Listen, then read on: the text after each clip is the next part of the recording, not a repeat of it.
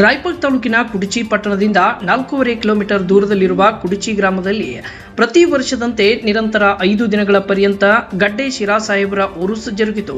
ಶುಕ್ರವಾರದಿಂದ ಆರಂಭವಾದ ಉರುಸಿಗೆ ಕರ್ನಾಟಕ, ಮಹಾರಾಷ್ಟ್ರ ಸೇರಿದಂತೆ ವಿವಿಧ ಜಿಲ್ಲೆಗಳಿಂದ ಹಾಗೂ ವಿದೇಶದಲ್ಲಿರುವ ಸಹಸ್ರಾರು ಸಂಖ್ಯೆಯ ಭಕ್ತರು ಪಾಲ್ಗೊಂಡಿದ್ದರು.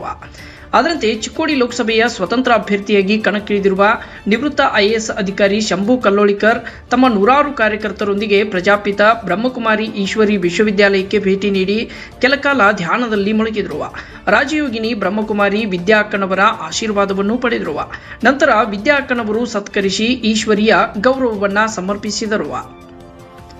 ನಂತರ ಅವರು ಪಟ್ಟಣದ ಪ್ರಮುಖ ಬೀದಿಗಳ ಮೂಲಕ ಗಡ್ಡೆ ಪ್ರದೇಶಕ್ಕೆ ತಲುಪಿ ಶಿರಾ ಸಾಹೇಬರಿಗೆ ಗಲೀಬ್ ಸಲ್ಲಿಸಿ ಪ್ರಾರ್ಥಿಸಿ ದರ್ಶನ ಪಡೆದರು. ನಂತರ ವಕ್ಫ್ ಕಮಿಟಿ ಕಚೇರಿಗೆ ಭೇಟಿ ನೀಡಿ ಅಲ್ಲಿನ ಪದಾಧಿಕಾರಿಗಳಿಂದ ಗೌರವ ಸ್ವೀಕರಿಸಿದರು.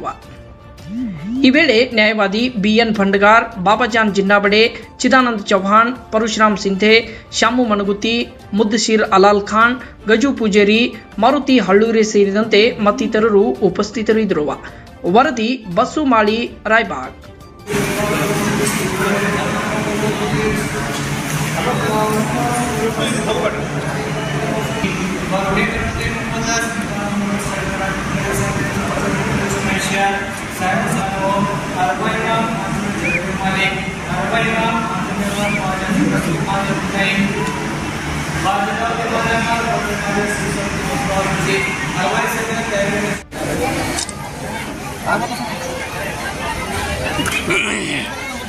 Vamos.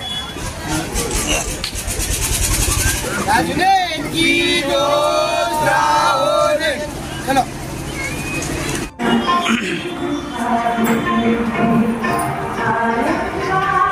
Okay, Richard kori.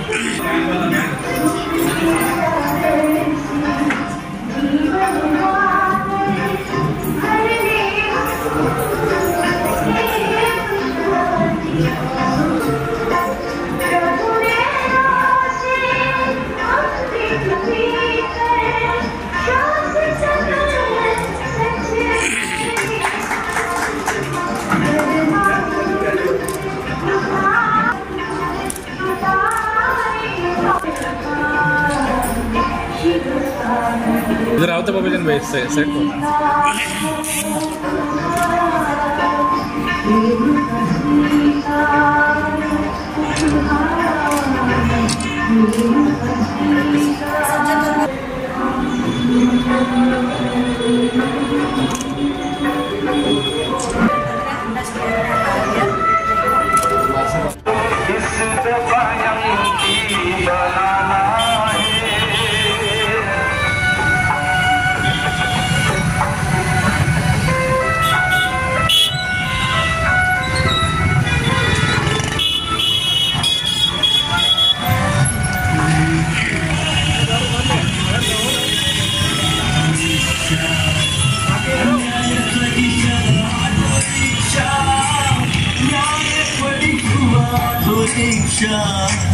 Chikodi क्षेत्र श्री रक्षा, चिकोडी क्षेत्र श्री रक्षा, ऑटो रिक्षा.